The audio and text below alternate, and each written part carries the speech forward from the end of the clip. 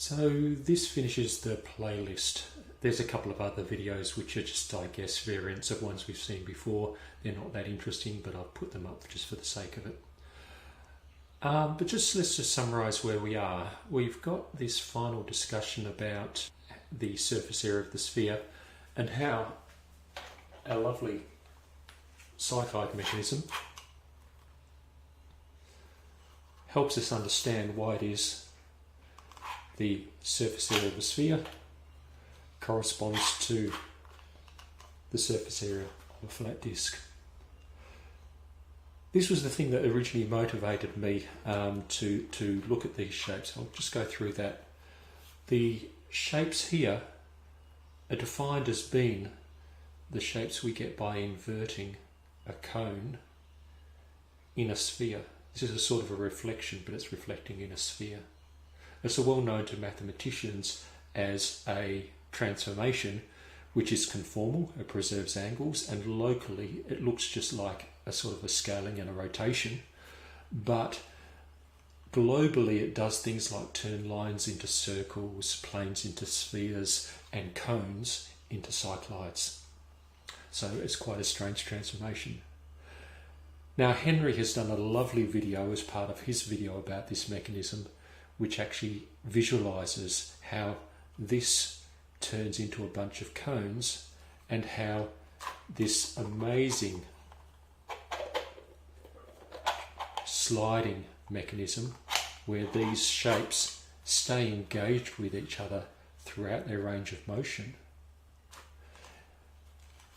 This can be explained quite nicely if we think about what the whole thing looks like in the transformed space. So once we invert all of this in a sphere.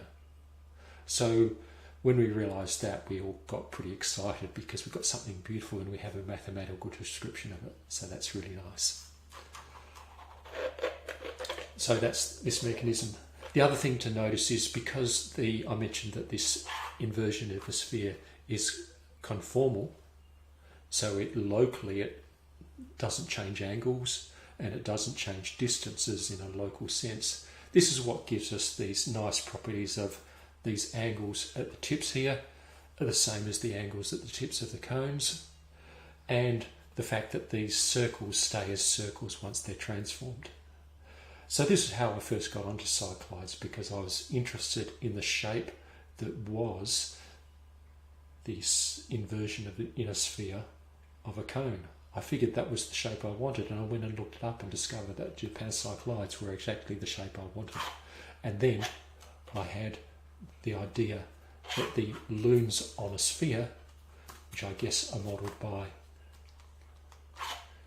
the closed configuration, and the flat looms in the plane, in the open configuration, they end up having essentially the same surface area, which is really nice. That was how I ended up getting to that argument.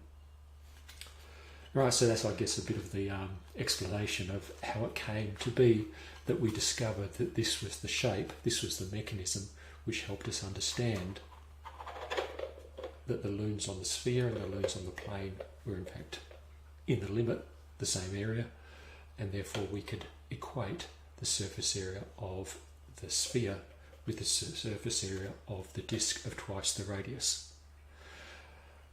So I guess I've got to finish with a small apologies, because we still haven't seen 4 circles. Instead, we've seen a single circle, but it has twice the radius, and as we know, doubling the radius quadruples the surface area. So instead of 4 circles of the same radius, we've got 1 circle of twice the radius. And I think that's a good point to finish this all up. As Henry said in his video, there are some more directions that we want to take this, which have to do with this movement, this mechanism, and we have some ideas. So there will be some more follow-up associated with that, but I guess we can rule a line under the surface area of the sphere. If you followed all this way through, I hope you've enjoyed the journey. Thanks, bye.